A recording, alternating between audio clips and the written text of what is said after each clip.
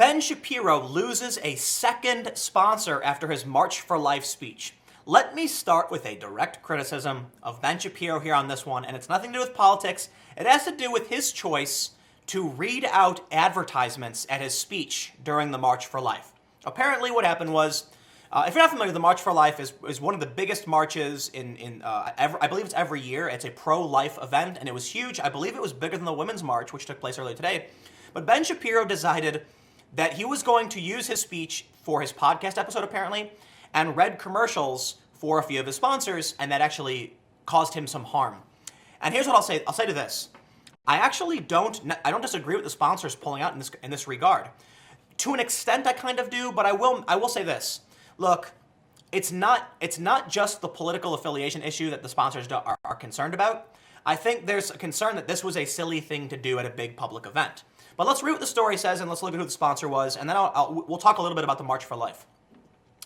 Conservative commentator and radio host Ben Shapiro has reportedly lost a second advertiser following his speech at the annual March for Life anti-abortion rally in Washington, D.C. on Friday.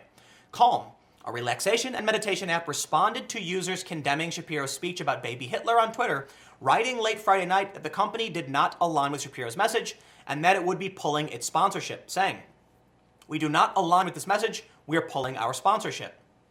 The Hill reached out to Calm and Shapiro for comment.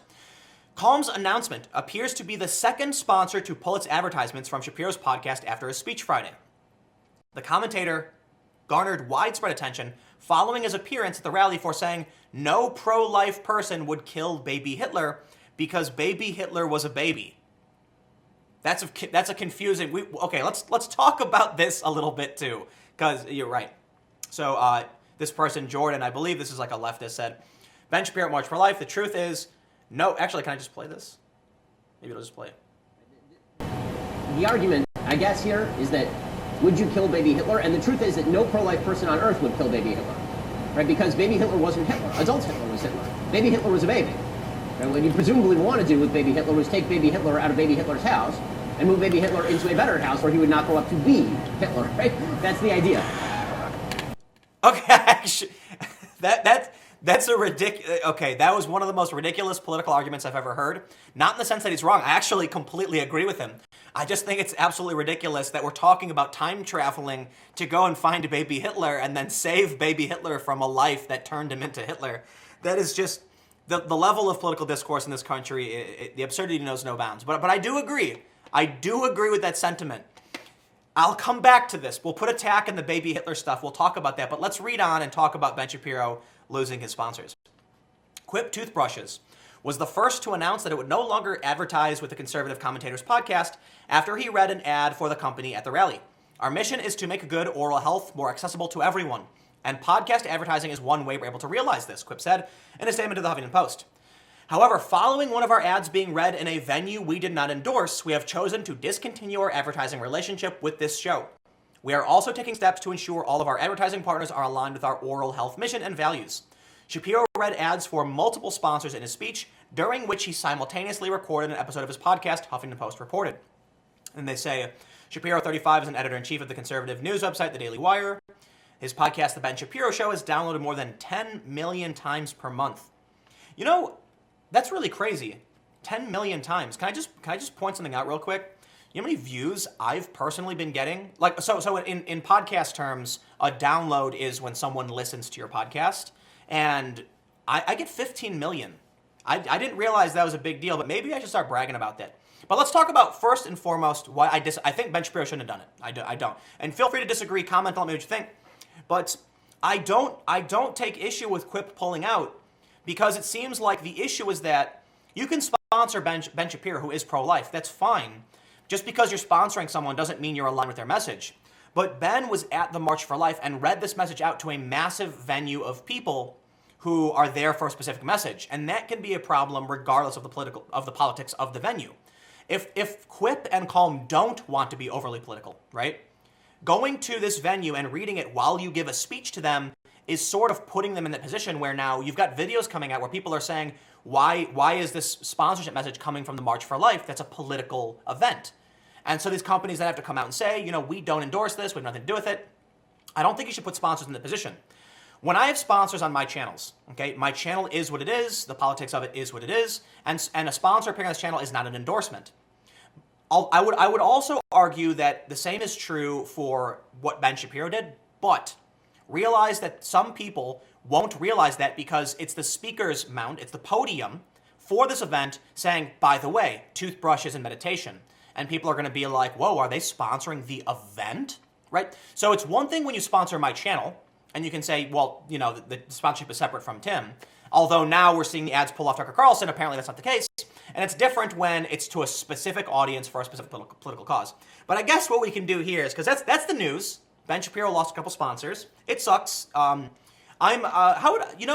would say there's a lot that I disagree with Ben Shapiro on, like a whole lot. And I would love to argue with him on like the pro-life issue. I don't think we'd ever come to an agreement, mostly because there's moral and ethical conundrums within the debate over authority and the right to life and things of this nature that we probably should disagree on. Because, and this is one of the big challenges that a lot of, and well, let me say this first, abortion is probably, in my opinion, the most difficult ethical conundrum I can think of. Seriously, it's really difficult for me to reconcile which side is the correct side to be on. And I mean that I mean that sincerely. The reason for it is it's the authority of government over your life versus the authority you hold over someone else's life. And that's an absurd challenge, in my opinion. So I just don't even know how to deal with it. But for the most part, I err on the side of pro-choice because it's, aside from the ethical debate, it leads more towards a less government authority.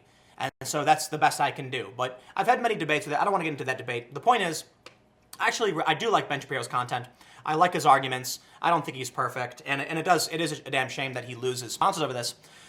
But let's talk a little, okay, I want to bring up some stuff about the March for Life because some people have asked me. And there's a few things that I think are important to point out. I believe it was much bigger than the Women's March was today. The Women's March had estimates of like 10K, if that. And some people were saying between like 2 and 3K. Wasn't that big. A lot of people have pulled out because of the anti-Semitism thing. You had Sarah Silverman say they don't want to, she was mad. You had Debbie Wasserman Schultz condemn the march. And thus, the Women's March has really it's lost a lot of steam over that controversy. And I'm happy to see that. I'm happy to see that people are willing to stand up and say no way to this stuff. But I got to ask, why is it that we don't see the wall-to-wall coverage of the March for Life, which is huge and happens all the time? I think it's fairly obvious. Most media leans left. So yes, Fox News, I believe Fox News this morning was talking about the March for Life. Of course they would, because Fox News gives conservatives their voice, and they have a lot of conservative personalities. Did you see the March for Life on many other networks? Honestly, I didn't. Granted, I'm not watching them 24/7. They possibly mentioned it. But I do think it's fair to point out that the March for Life gets significantly less coverage than left-wing protests. And I think it's really interesting to me how mainstream media and television tends to lean left. And this is probably why you see, culture. The video I made earlier today on my main channel is how Generation Z is breaking that cultural trend where typically the next generations are always leaning left and further. And now Gen Z has actually started to shift the other direction from millennials in some areas. So they've broken that trend. I think the reason for this is the freedom to choose media. And media tends to err on the side of the left because they're typically from cities. Cities are the center of information. They're the center of industry in many ways. Yes, there are rural areas where there's big factories out, and headquarters kind of in the middle of nowhere, but cities are where like Fox News is in liberal New York. And so a lot of the staff members at Fox News are liberals. Granted, they're a lot better because they're not the crazy types. They understand they can work there. I want to do a quick story. During Occupy Wall Street, I believe it was Geraldo Rivera showed up to Occupy and they threw water at him. And they started yelling at the crew saying that, like, why are you working for Fox? And some guy said, the sound guy was like, I couldn't get a job anywhere else. I thought it was funny that the sound guy was like a liberal who didn't want to be there and he was being yelled at by the activists and he was like, it's the only job I could get. But I do want to make another point now about the baby Hitler thing. It's ridiculous, it's hilarious, but Ben Shapiro's right. People often ask, would you go back in time and kill baby Hitler? And I think he made the right point that before Hitler was Hitler, he was a baby. And if you took that baby and brought him anywhere else and raised him on a farm, he would not grow up to be Hitler. Thus, it is possible to, if you have time travel, yes, you could save anyone. Theoretically, someone as bad as Hitler. But how come no one ever talks about, like, baby, who was the guy who helicoptered people? Why am I forgetting his name? That's terrible of me. I know my history. But what about baby Stalin? What about what about baby, I don't know, Shaka Zulu? Was Shaka Zulu a bad guy? I don't know if he was more of just like a warlord. What about like baby Genghis Khan, right? He killed a lot of people and he raped tons of women. What about like some pirates? What about Pol Pot? Does anybody ever talk about going and finding baby Mao? It's always Hitler. It feels to me like there's an obvious reason for it. We were directly involved in What about baby Bismarck? Like it's always World War II with everybody. And I think it's fair because one of the worst atrocities was perpetrated during World War II, and it's really stuck within our minds. But let's not forget about the Holodomor. Let's talk about baby Stalin. Let's talk about the communists. Let's talk about Mao. Let's talk about the Great Leap Forward, the Cultural Revolution. We can talk about all those babies, And no one talks about going back in time and killing those people. So I guess ultimately the point is, what do we learn from this video? Don't do sponsorship readouts at politically charged events. I think that's fair. The March for Life doesn't get the press coverage it should. I certainly think that's the case. And it is possible to save anybody if you have the ability to time travel, which is an absurd point to be made anyway, but thanks for hanging out. I'm not going to have, I may have another video up later today, but this could be it.